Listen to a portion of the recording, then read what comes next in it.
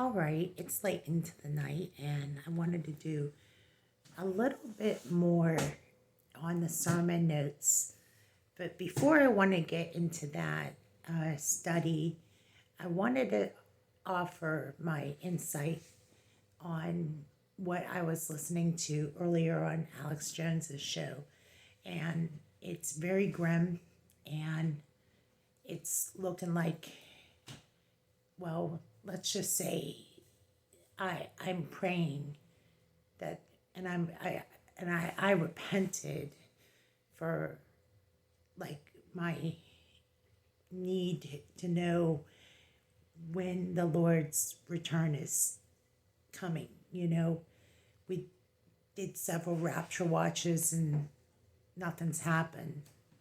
So I decided to do this study on the New Jerusalem, and I was listening to another Bible teacher who's on YouTube. Her name's Lisa Dennis Sparks, and she said that our return, our the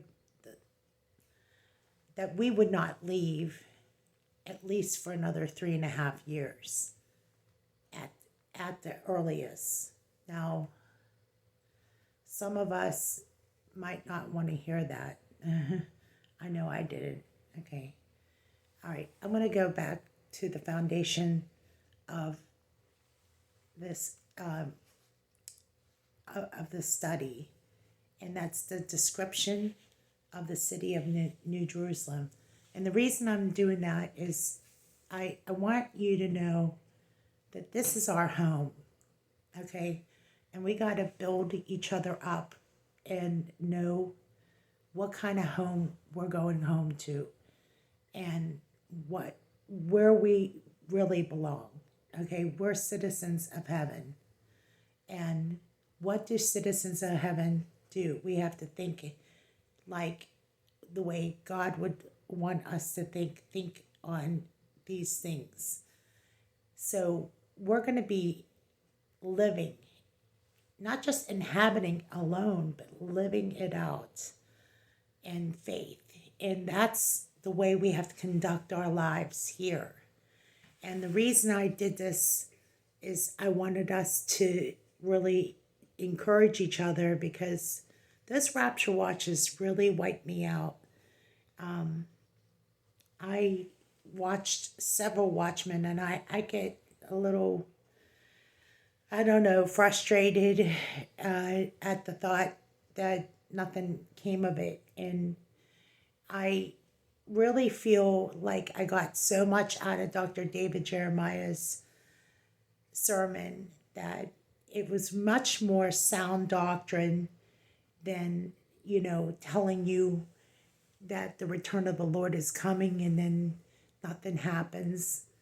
And, it's quite harsh for me on my spiritual walk, because it might not be grounded in much, a lot of people were talking about it being based in the fall feast, when I know that certain prophecies have to be fulfilled, okay? But I don't believe it's going to be 3.5 years, although it's possible. There's a lot of possibilities. So I picked this study for a reason, because I really think that it offers more encouragement. And I think it's encouraging to know where we're going to live and what God is doing right now. And we're wondering, like, where's God at now? Well, he's building our home right now, and that's encouraging to know that we have a home to go to. A lot of us know that the news stories, like just recently in LA, the police chief just announced a no-go zone because LA is so dangerous that they don't even recommend tourists going into LA. And it's going to be like this nationwide. And the economy and the wars and the danger that is coming is very frightening. That's why I look to this. That's why we look to the Bible. That's why we look to this for answers. And if you know any other scriptures or verses in the Bible that could be, relate to this topic, like what we are waiting for is an answer or the Lord Himself to come down literally. So I wanted to add this to the sermon notes that I was talking about earlier today. I didn't think it was just enough just to just talk about this, but the foundation of the New Jerusalem alone, the gemstones, jasper, and I couldn't even name all. I didn't even write that down yet. But just the 12 different stones, gemstones, just to build the foundation, and then just to describe the length of the city. It says it's 14. I think 14,000 miles long, and I think 14,000 miles high. And that's just the city. And it'll come down like a bride and presented in just in a adorned like a bride.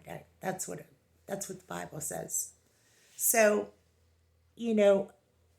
we all have to be very thankful that we have a home, because this earthly home, this earthly dwelling isn't enough. It wouldn't satisfy us, because we know that the destruction and all the things that I just discussed earlier is really getting serious. And like I said, when I was listening to the Alex Jones show, I was like, times are getting tough. And so I hope by doing that report, that gives you some things to think about. And obviously, Dr. David Jeremiah is very, very good. He's very encouraging, and he's very uplifting to listen to. Okay, well, I said enough. So blessings to you. It's late into the night, so I'll call it a night for here. Thank you for listening.